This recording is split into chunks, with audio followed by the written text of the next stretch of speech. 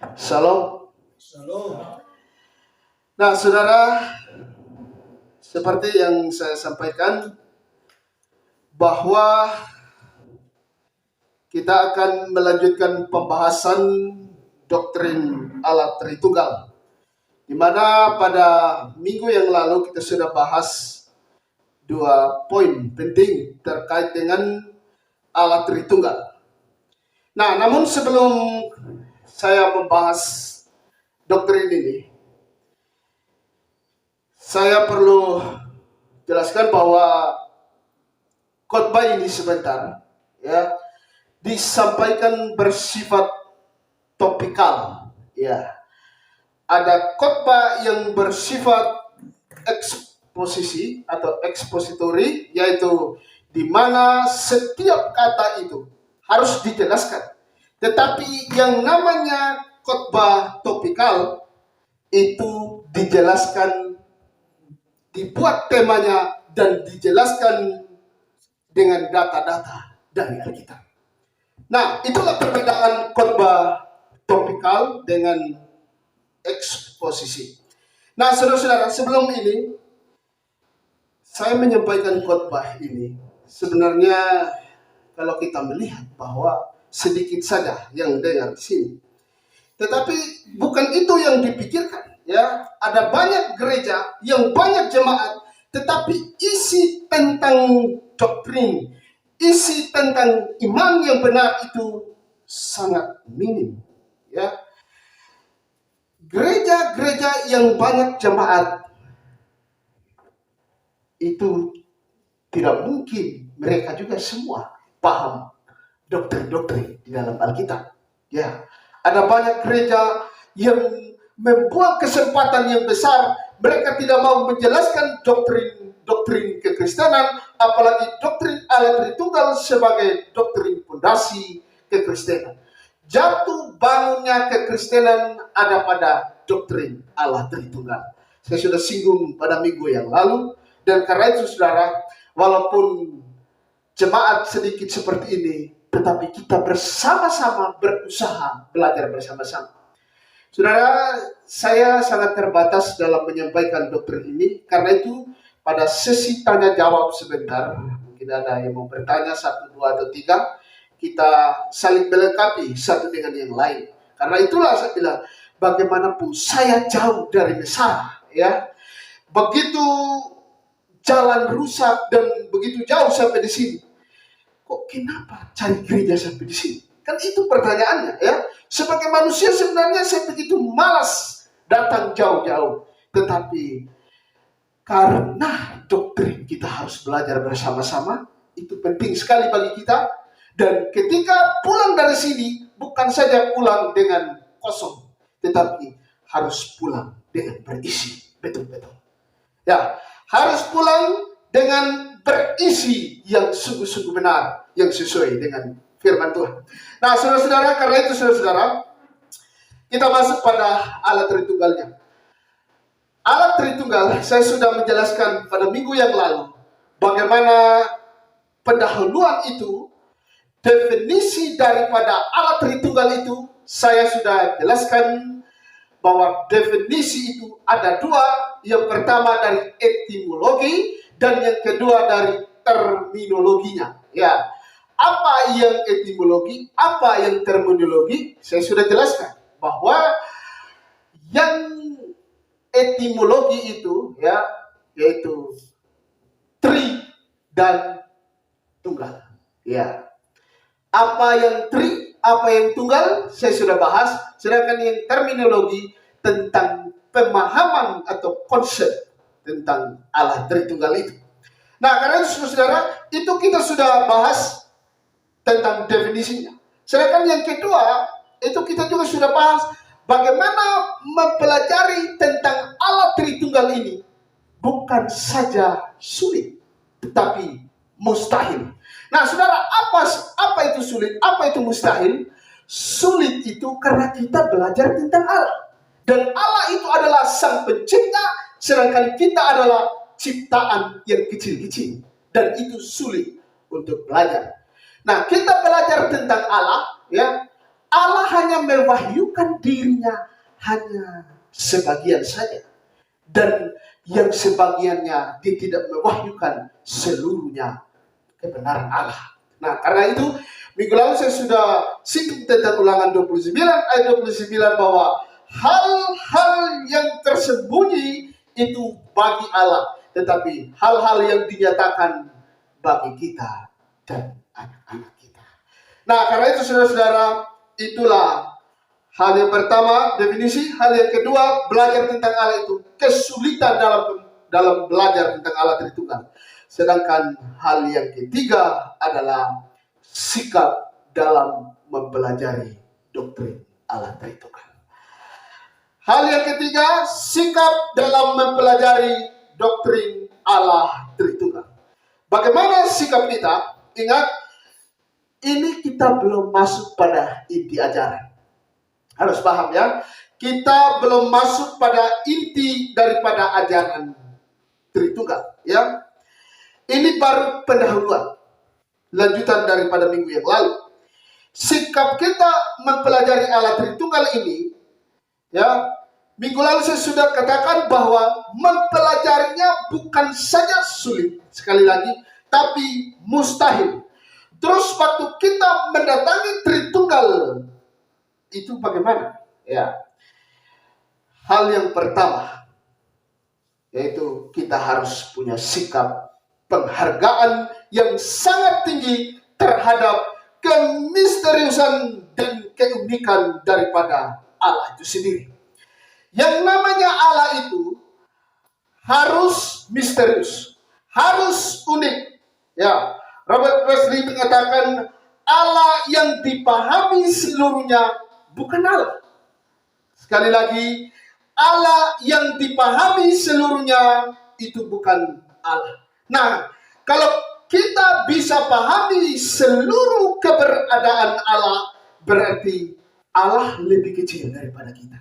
Sekali lagi saya mengacu kepada yang lalu bahwa kita ini rasio-rasio kecil. Kita ini adalah hasil ciptaan daripada Allah.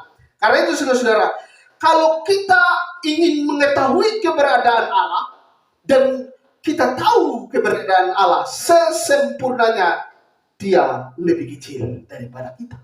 Nah, karena itu saudara-saudara yang dikasih dalam Yesus Kristus, berarti Allah itu adalah Allah yang besar. Allah yang begitu besar dan dia melebihi otak kita. Allah yang lebih kecil dari otak kita, berarti itu bukan Allah yang sungguh-sungguh. Allah yang sungguh-sungguh, Allah yang lebih besar dari otak kita. Kalau dia lebih besar daripada otak kita, ya, berarti kita tidak memahami Allah itu sepenuhnya. Nah, saudara-saudara yang dikasihi dalam Yesus Kristus, karena itu sebenarnya yang membuat kita sulit memahami Allah dengan sempurna itu menunjukkan bahwa Allah itu, ya, Allah yang benar. Yang membuat kita sulit untuk memahami dia secara implisit itu artinya secara terkandung di dalamnya. Kita sulit memahami dia. Itu menunjukkan bahwa dia benar-benar Allah. Coba kita belajar Allah agama-agama lain. Ya, saya tidak usah sebut ya. Coba kita belajar tentang Allah agama lain. Ya, terlalu gampang untuk ditangkap. Terlalu gampang untuk ditangkap oleh rasio kita, oleh pikiran kita, oleh logika kita. Karena itu butuh masuk akal semuanya, ya, tanpa terkecuali, tanpa seperti yang saya bilang bahwa tanpa supra rasional itu. Nah, karena itu saudara-saudara yang dikasih dalam Yesus Kristus, Allah Tritunggal, ya, kita mau belajar sampai bengkok pun, sampai doa pun, itu seperti itu, ya. Coba kita suruh mereka belajar tentang Allah Tritunggal, mereka sulit untuk memahami. Bukan hanya sulit, mustahil untuk paham, karena memang mereka bukan orang Kristen yang percaya kepada Allah Tritunggal. Nah, karena itu saudara-saudara yang dikasih dalam Yesus Kristus, jadi begitu belajar Allah Tritunggal yang tidak memahami sepenuhnya pasti Allah yang sejati, atau yang melampaui pikiran kita atau melampaui pikiran manusia, itu benar-benar mustahil untuk menguasai Allah. Tetapi di dalam kekristenan ada yang disebut wahyu. Nah, saudara, di dalam kekristenan ada yang disebut wahyu, revelation, ya. Di kitab kita ada yang namanya kitab wahyu. Nah, kitab wahyu itu dalam bahasa Yunaninya yaitu apokalipsis, ya, artinya penyingkapan, pernyataan, bukan pernyataan, maksudnya penyataan, ya, penyataan, bukan pernyataan. Kata dasarnya yaitu berasal dari kata panero yang artinya disingkapkan atau terbuka, terlihat. Nah, saudara, ini supaya kita paham, ini saya menghilang. Bapak Ibu tidak bisa lihat saya kan? Ya, tidak bisa lihat. Walaupun Ina Dewi ada center dari kamera sana, ya. Tapi saya coba muncul pelan-pelan dengan perut buncit, ya. Nah, karena itu ini namanya saya mengambil suatu proses untuk mewahyukan bahwa saya seperti ini, gendut seperti ini, itu seperti ini. Nah, karena itu saudara, itulah yang namanya wahyu. Dia yang tersembunyi, yang tidak terlihat, tapi pelan-pelan dia mewahyukan, memperkenalkan dirinya. Nah, saudara-saudara, karena itu di sini kita lihat di dalam kekristenan dikenal juga dua macam wahyu, ya. Wahyu umum dan wahyu khusus. Nah, wahyu Allah secara umum, Allah memperkenalkan diri kepada manusia secara umum, ya.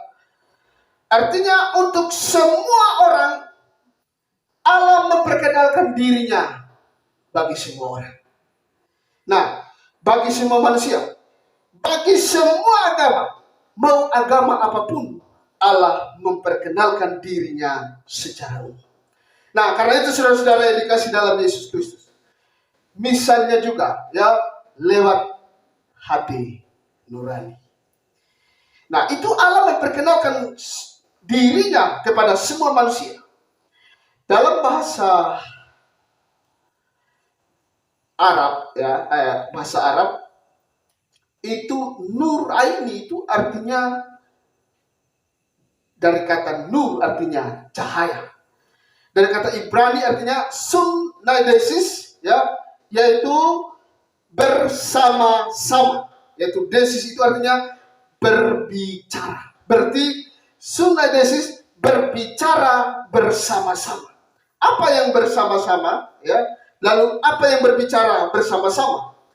Yang berbicara bersama-sama itu ada di dalam diri kita. Apa itu yang berbicara sama-sama? Saudara, saya perlu bongkar bagaimana kejahatan saya waktu SMP. Saya waktu SMP dulu ini, ya, apalagi namanya itu kekra atau teleskop itu, ya. Dulu ada orang yang punya teleskop di orang Sabah itu punya apa lagi? Waduk Poro Lambu itu, ya. Saya pencuri itu karena saya pikir, wah ini bagus ini untuk panapur, wah tinggal lihat begini kasih besar supaya bisa panah. Tetapi dalam pikiran saya itu, tidak boleh pencuri. Ya, mau tidak mau kasih kembali. Setelah itu saya pikir lagi ini rugi, ya. Setelah saya pikir rugi, saya ambil kembali lagi seperti ini.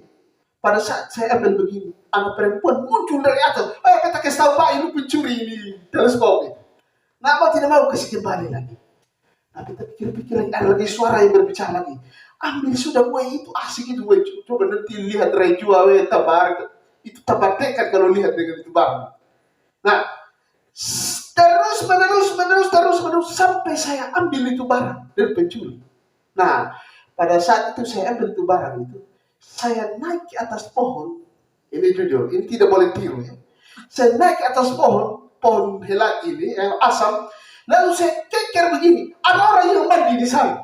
Nah karena itu saudara, pada saat itu kejahatan yang saya buat. Nah, ini yang saya buat, saya tidak usah lagi yang mandi itu apa-apa. Biarkanlah Tuhan yang tahu. Ya. Nah, dari situ saya lihat bahwa ternyata ada dua suara yang berbicara di dalam diri kita, yaitu hati nurani. Dan ini Allah memperkenalkan kepada manusia secara umum.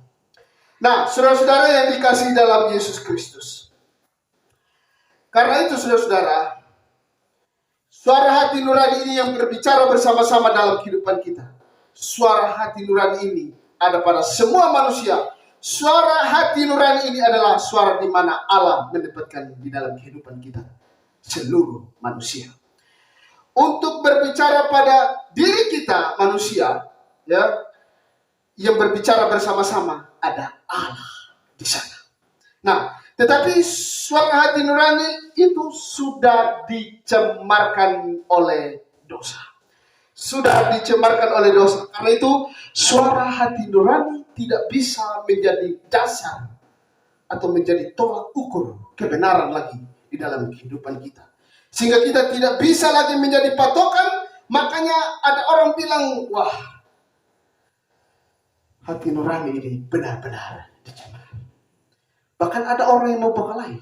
Beta mau pukul dia itu omong kosong kalau salah terlepas di gigi. Ya. Ya, tetapi ada yang bilang, kalau lu jatuh lah, tuh sudah ketemu dengan lu nenek moyang kantor polisi. Ya. Tetapi itulah hati nurani.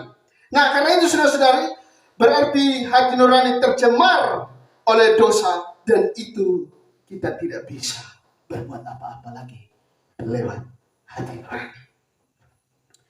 Nah, saudara-saudara yang dikasih dalam Yesus Kristus, untuk melihat hati nurani ini benar-benar tercemar oleh dosa, dan semua manusia tidak paham lagi apa yang benar.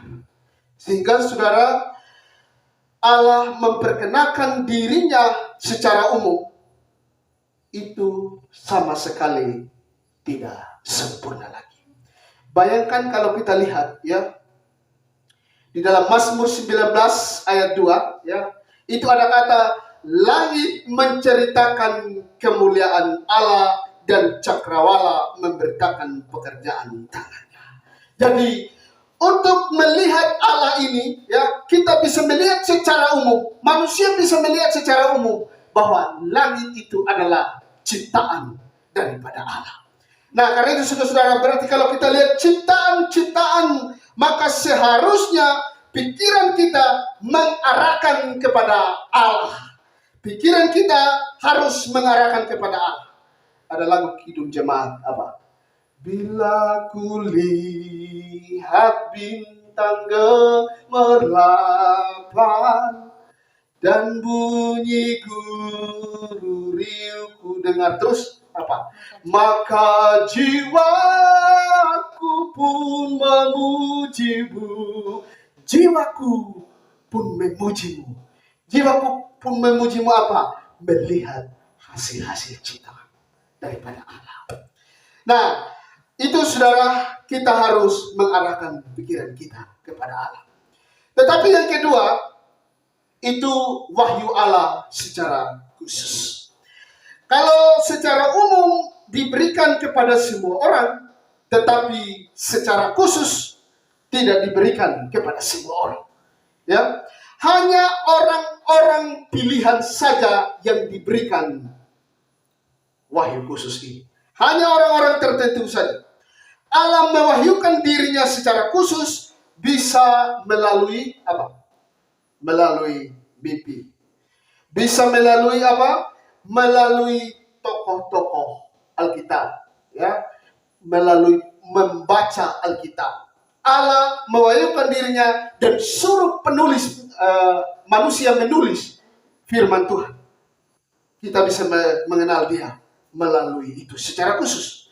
Nah, dan juga Allah juga bisa mewahyukan dirinya melalui penyataan langsung terhadap tokoh-tokoh Alkitab seperti Musa dan lain sebagainya. Nah, karena itu saudara-saudara yang dikasih dalam Yesus Kristus, Allah berfirman, lalu dia menyuruh tulis semuanya itu kepada semua penulis-penulis, dan itu namanya wahyu khusus. Nah, wahyu khusus ini bukan seperti wahyu umum. Wahyu umum sudah tercemar, tidak lengkap, tetapi wahyu khusus sangat lengkap dan begitu efektif. Nah, daripada wahyu umum. Wahyu umum sudah tercemar, mestinya orang lihat sesuatu atau yang hebat itu seperti kalau kita lihat langit, ya, bintang-bintang, maka jiwaku pun memuji Allah. Ya, tetapi orang, ya, lihat bintang apa? Lihat bintang mulai bikin ramalan. Ya, mulai bikin ramalan bahwa hati-hati. Kayaknya hari depan itu tidak akan baik lagi. Kita harus hati-hati, ya, kalau tidak hati-hati, kayaknya kita bisa-bisa ini mati.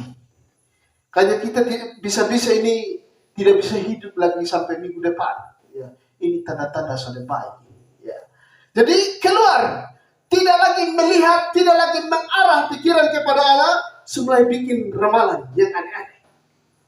Dan contohnya, sedikit lagi mau acara adat terbesar, festival. Dan bintang kalau ada, bulan kalau ada yang ada tanda-tanda, ya, orang mulai bikin ramalan. Kita punya hidup, orang selalu bilang akan mengeru, merede. Itu seperti itu. Nah, tetapi saudara-saudara, sebenarnya pikiran kita bukan harus menyembah benda-benda itu.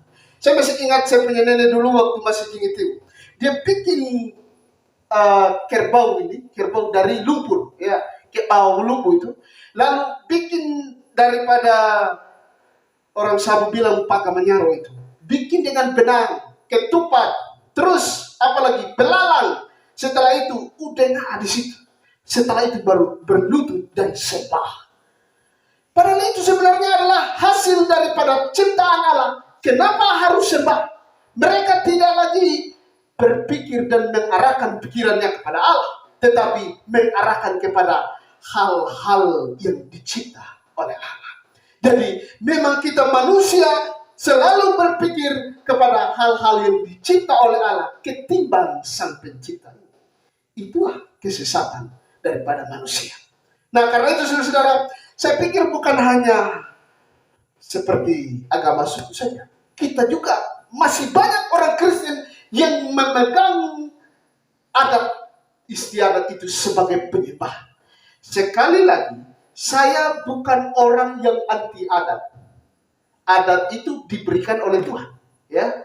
Adat itu diberikan oleh Tuhan sebagai sesuatu yang indah yang harus kita lestarikan. Tetapi adat itu sudah tercemar oleh dosa sebagiannya, dan karena itu kita tidak boleh ikut. Nah, ada adat yang bersifat penyembah berhala dan ada adat yang tidak bersifat penyembah berhala. Salah satu adat yang tidak menyembah berhala adalah pakai kain ini. Itu kan tidak menyembah berhala. Tapi kalau udunga ditaruh abu, ya, itu tiang yang begitu dalam rumah, lalu udunga itu sama sekali penyembah berhala, dan itu harus dikecam dan tidak bisa pakai. Saya sedikit curhat di Bapak Ibu bahwa waktu saya punya anak melahirkan, orang tua mulai bikin aneh-aneh, ya. Tidak boleh PHMI dipakai lain terlibat depan pintu, ya, satu. Kedua, harus taruh petek itu, ya, giroyagu di durukatu, hunga, peneti atau segala macam. Dan karena itu saudara-saudara, dong pikir saya ada diam. Saya marah, dan pada saat itu hilang semua itu barang-barang dari kepala. Ya, dan dong bilang saya ini sok-sok suci. Saya bilang saya harus melawan orang tua. Bukan berarti saya tidak menghormati orang tua.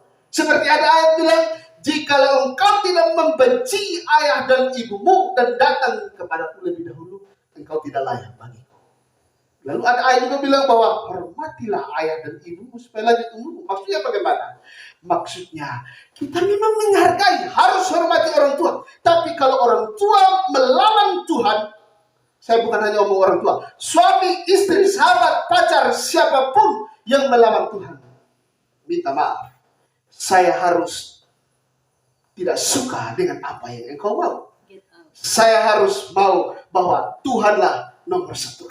Dan karena itu sebenarnya masih banyak hal-hal yang dongeng-dongeng palsu, kosong, tidak ada isi, ya, yang kita harus buang. Tetapi itulah realita dunia dongeng ini. Nah, Bapak Ibu saudara-saudara yang dikasihi dalam Yesus Kristus, karena itu saudara-saudara, kita lihat bahwa wahyu khusus tentang Allah dari Alkitab itu secara khusus sangat efektif. Apakah kita sadar bahwa wahyu khusus ini benar-benar penting? Wahyu khusus menceritakan kepada kita bahwa ada surga dan neraka di sana. Sedangkan wahyu umum tidak jelaskan itu. Berarti wahyu umum itu benar-benar bukan hanya saja tidak lengkap, benar-benar dia tidak menjelaskan tentang surga dan neraka. Nah, saudara-saudara, kalau kita lihat ya, di mana langit ternyata adalah ciptaan alam dan masih banyak benda-benda di dalam alam semesta ini, seluruh galaksi-galaksi. Berarti itu semua sudah ada, sudah tercatat juga di dalam wahyu khusus. Lebih lengkap dan lebih efektif. Nah, saudara-saudara yang dikasih dalam Yesus Kristus. Dan klimaksnya dalam wahyu khusus itu pada diri atau pribadi juru selamat. Wahyu khusus itu berpusatnya kepada pribadi daripada Yesus Kristus, Sang Juru Selamat. Tidak seorang pun melihat Allah, tetapi anak tunggal Allah, dialah yang menyatakannya, yakni Yesus itu adalah wahyu khusus itu sendiri. Jadi wahyu umum bukan Yesus, tapi wahyu khusus adalah berpusat kepada Yesus Kristus. Nah, karena itu saudara-saudara, wahyu khusus kita sudah bisa berbicara mengenai Allah Tritunggal. Kalau wahyu umum kita tidak bisa mengerti tentang Allah Tritunggal sebagian, ya. Tetapi wahyu khusus ini kita bisa mengerti tentang dia, wahyu umum kita tidak paham tentang dia. Kalau tanpa wahyu khusus, bukan saja sulit, tetapi mustahil kita tidak paham apa-apa.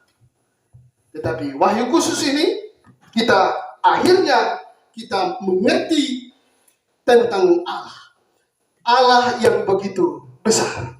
Kita bisa bicara tentang Allah, tetapi Allah tidak mewahyukan seluruh kebenaran dirinya. Tidak. Kitab suci tidak bisa memuat seluruh kebenaran Allah. Saudara, kalau sampai kitab suci memuat seluruh kebenaran Allah, ya, otak kita tidak bisa menampungnya. Minggu lalu saya sudah kasih contoh bahwa bisakah ember kecilmu menampung seluruh laut di dunia ini? Kan tidak bisa. Ya, sama juga dengan otak kita. Otak kita tidak bisa tampung seluruh keberadaan Allah yang dimuat di dalam Alkitab. Tidak bisa.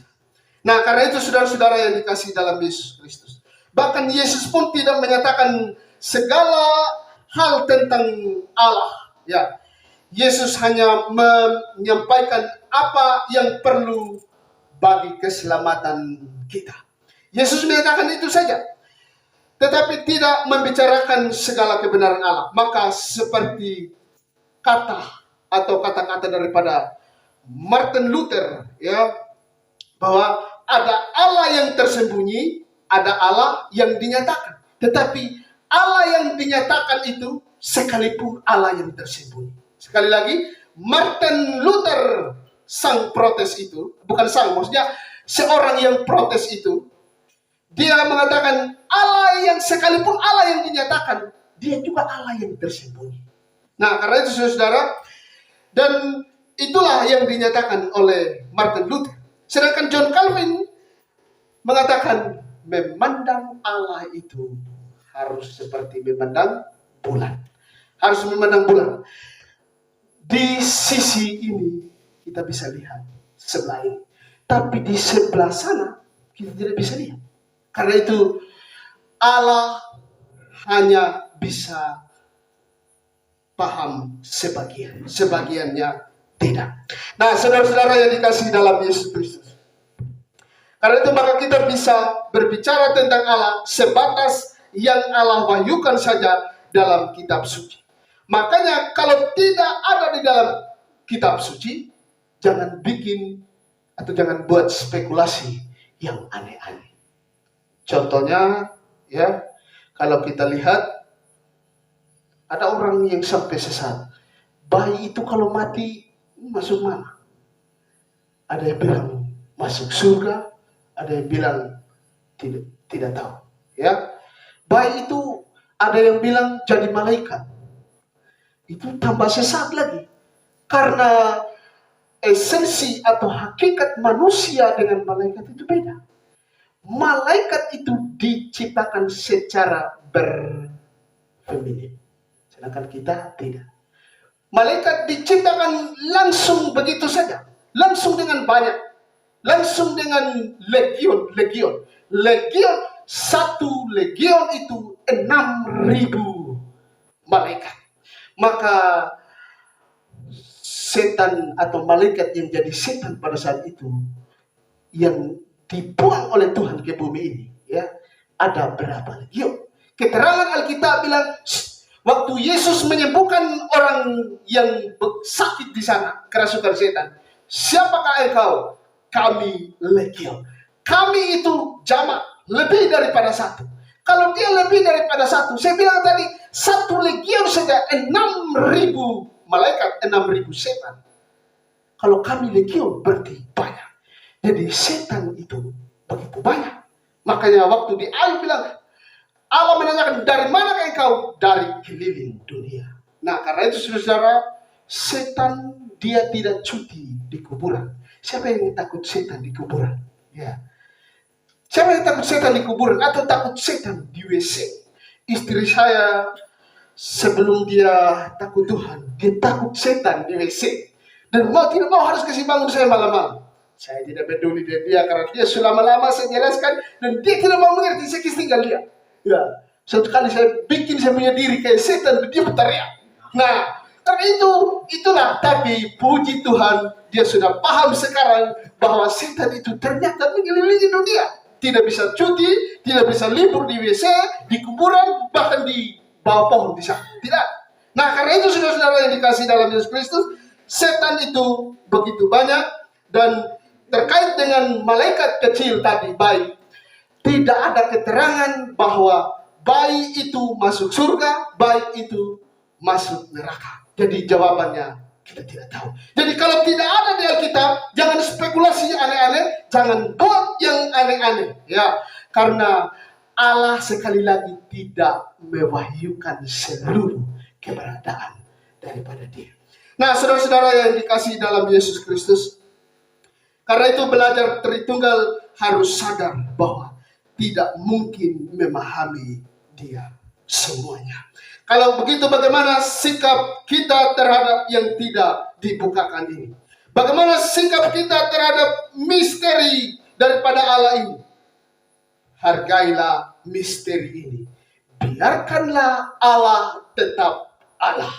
Biarkanlah Tuhan tetap Tuhan. Dengan membiarkan ruang gelap di dalam diri Allah tanpa disentuh oleh logika kita. Nah, karena itu saudara-saudara yang dikasihi dalam Yesus Kristus, itu sikap yang benar, itu sikap yang sungguh-sungguh benar untuk mengenal Allah. Michael de Millians mengatakan, kita akan dapat mengunjung Allah lebih tinggi jikalau mengetahui bahwa Allah itu tak dapat dimengerti dan berada di luar jangkauan pengertian kita. Nah, karena itu kita dapat menghargai Allah dan menjunjung tinggi Allah kalau itu semua benar-benar hanya nyatakan sebagian saja daripada Allah itu. Nah, saudara-saudara, sedangkan hal yang kedua, kita harus punya sikap atau punya iman mendahului. Ya, iman mendahului pengertian. Ini penting bagi kita untuk kita belajar tentang Allah Tritunggal. Iman mesti dahulu daripada kita mengerti. Ya, mengapa untuk mengerti Allah Tritunggal iman harus mendahului pengertian? Ya, dalam banyak hal pengertian mesti lebih dahulu. Ya, baru bisa melahirkan iman. Karena bagaimana saya atau saudara-saudara mengimani sesuatu tanpa pengertian, ya, tanpa kita mengerti. Nah, makanya kalau kita katakan saya orang percaya, ya, yang kau percaya itu apa? Yang kau mengerti itu apa? Nah, pengertian kalau sampai ya seperti orang-orang Kristen sekarang, tidak usah omong yang lain, omong orang Kristen. Banyak yang tidak paham, lalu yang bilang saya orang percaya, haleluya. Ya, tetapi haleluya itu sendiri tidak paham. Ya. Nah, karena itu saudara-saudara, untuk mengerti ini, kita mesti harus mengerti baru kita beriman. Terus banyak orang Kristen sekarang sudah merasa Kristen, ya. Kristen yang kau bilang itu Kristen apa? Kristen yang kau percaya itu Kristen apa? Saya tidak tahu. Terus yang lu paham selama ini? Saya pernah berdiskusi dengan majelis-majelis. Walaupun bukan majelis di sini, ya. Kalau mete di Mesara, kami biasa duduk lingkar, ya, baru saya umpan-umpan mereka. Bagaimana pemahaman dia tentang Allah sampai selama ini? Karena majelis-majelis saya masih ingat dulu, saya masih SD, saya ikut, saya punya bapak dulu ini di majelis. Di majelis itu sampai larang saya tidak boleh penonton. Masih ingat kalau di Sabu di Mesara ini satu buat TV di orang pun rumah itu begitu rame-rame nonton. Dan saya senang sebenarnya ikut rame-rame, tapi saya punya bapak larang. Tidak boleh penonton itu. Belajar dan bikin saksi saja. Tapi sekarang kebalikan. Saya punya bapak minum mabok. Tetapi puji Tuhan saya sudah injili dia. Sekarang agak menurun. Entah menurun secara rohani atau karena takut dari saya kan begitu. Ya, nah, karena itu saudara di sini, ya, banyak orang Kristen KTP yang tidak paham, apalagi bicara tentang Allah Tritunggal. Ya, saya bilang saya ini orang Kristen, saya ini majelis. Ya, kalau sudah ada penghiburan atau penguburan, duduk di depan berjas hitam, lalu apalagi berselendang, stola. Tidak, pokoknya yang selendang asli, pokoknya mereka juga pakai, ya. Nah, selain daripada stola itu, mereka duduk dan, suka pejabat-pejabat yang sungguh-sungguh mengerti. Padahal waktu kita uji, bukan kita Tuhan, tapi kita uji sesuai dengan keadilan. Nah, waktu kita bicara, mereka tidak paham apa-apa. Nah, karena itu saudara-saudara, yang model seperti ini, ya, hal-hal yang seperti ini, kita butuh pengertian dahulu, baru beriman. Tetapi kalau bicara Allah Tritunggal, harus iman dahulu, baru mengerti. Nah, karena itu saudara-saudara yang dikasih dalam Yesus Kristus. Ada seorang mengatakan, Anselmus, aku percaya supaya aku mengerti, dan bukan aku mengerti supaya aku percaya. Sekali lagi, aku percaya supaya aku mengerti, dan bukan aku mengerti supaya aku percaya. Maksudnya bahwa iman ini harus lebih dahulu. Ada seorang Pak Sudoro itu, ya, saya Pak Julius Inadewi waktu itu yang ikut di Kupang. Dia berikan contoh, ada kursi yang semacam kursi apa lagi namanya itu, yang kalau kita duduk itu dia rasa enak, ya. Saya lupa kursinya, saya masih pengadaan di desa itu, ya. Kursi malas. Kursi apa lagi? Ya. Kalau kita duduk di situ, kan kita tidak lihat ada apa-apa. Pokoknya kita duduk enak. Ya, kalau sampai di bawah kursi itu enak sekali. Kalau kita duduk jangan sampai ada duri. Kita tidak pernah periksa, dia model bagaimana, ada duri kok. Tidak, kita langsung duduk satu kali. Tapi cuma ada duri, pasti kena kita pembantu bagaimana? Ya, berarti duduk di kursi sekalipun kita dahului iman. Ya, kita dahului iman. Atau mungkin juga kita jalan dengan motor, ya. Kita tidak tahu apakah ada kuda yang lari-lari lalu kita kencang dengan motor. Kita tidak tahu. Tapi kita berjalan dulu dengan iman. Jadi hal-hal yang seperti tidak semua hal harus mengerti dulu baru iman. Ada hal-hal yang supra di luar otak kita, di luar akal kita, di luar pengetahuan kita, itu yang harus mendahului iman. Nah, saudara-saudara yang dikasihi dalam Yesus Kristus, karena itu tadi kita harus tahu, kita harus sadar bahwa memahami Allah harus iman lebih dahulu, memahami Allah Tritunggal harus iman dahulu, baru pengertian.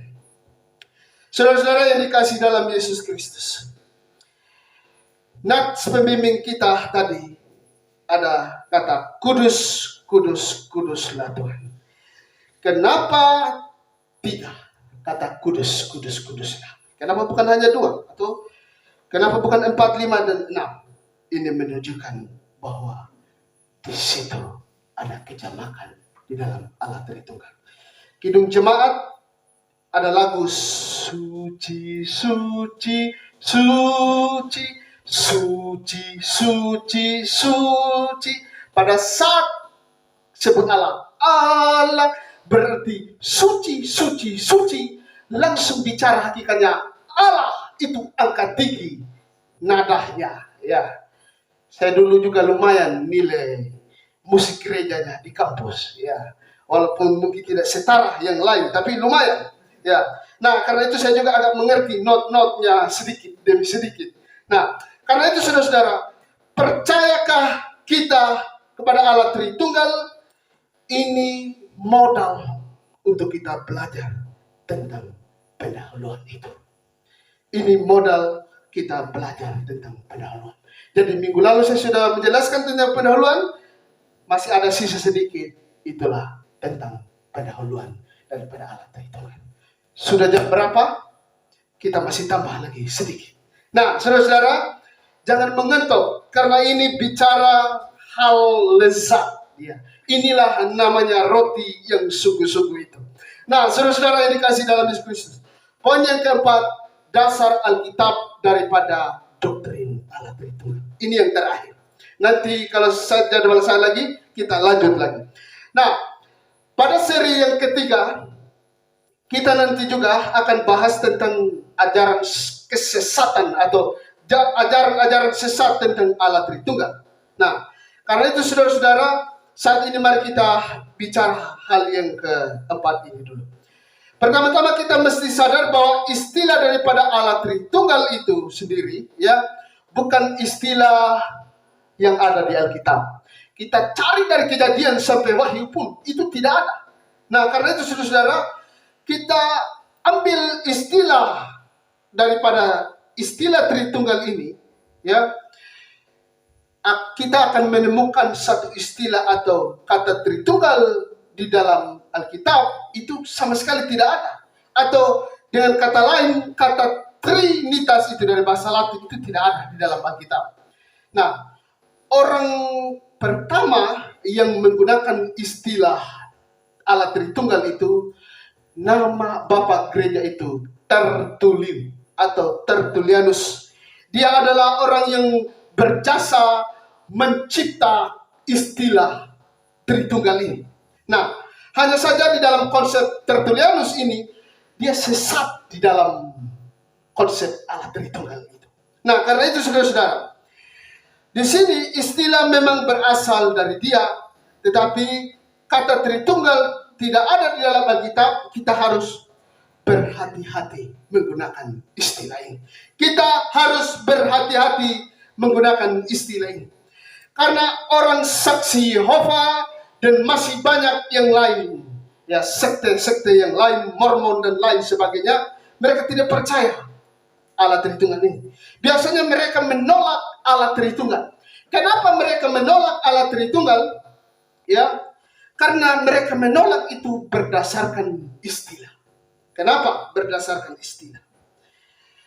Mereka menolak berdasarkan istilah karena di Alkitab, cari dari Kejadian sampai Wahyu, itu tidak ada yang bilang Tritunggal. Karena itu kalau kita debat dengan saksi Yehova, mereka bilang, nah itu tidak ada di Alkitab, berarti tidak ada, tidak benar. Kalau tidak ada di Alkitab, berarti tidak benar. Nah, apakah memang sesuatu istilah karena tidak ada di Alkitab, berarti itu tidak benar? Sebelum kita menjawab ini, kita langsung kepada saksi Yehova. Di mana itu? Di Tedis lagi. Kelapa Lima, ya. Di Kelapa Lima, saya pernah ikut di Kelapa Lima tempat ibadah daripada saksi Yehova. Nama tempat ibadah saksi Yehova di Kelapa Lima itu adalah Balai Kerajaan. Ya, Balai Kerajaan. Nah, karena Balai Kerajaan nama tempat ibadah mereka, maka sebenarnya kita juga mesti tanya, adakah di Alkitab Balai Kerajaan, di Alkitab mereka? Kan tidak ada. Nah, karena itu kenapa juga mereka pakai istilah yang tidak ada di Alkitab? Satu. Kedua, saksi Yehova, ya, saksi Yehova itu nama orang-orangnya. Sedangkan saksi Yehova itu namanya organisasi daripada mereka.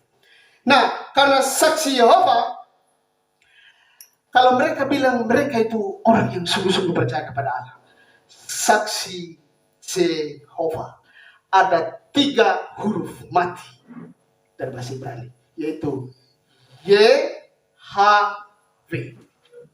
Sedangkan sebenarnya yang benar itu adalah YHWH. Tetapi saksi Yehova hanya pakai YHW. Mereka buang H. Lalu mereka buang di mana itu H itu? Mereka buang di mana itu H? Jadi tanya mereka, di manakah mereka buang H? Nah, karena itu ini seolah-olah mereka membuang nama Allah itu sendiri. Ini sebenarnya kalau mereka bilang tadi Balai Kerajaan itu, kok itu kan nama tempat ibadah saja.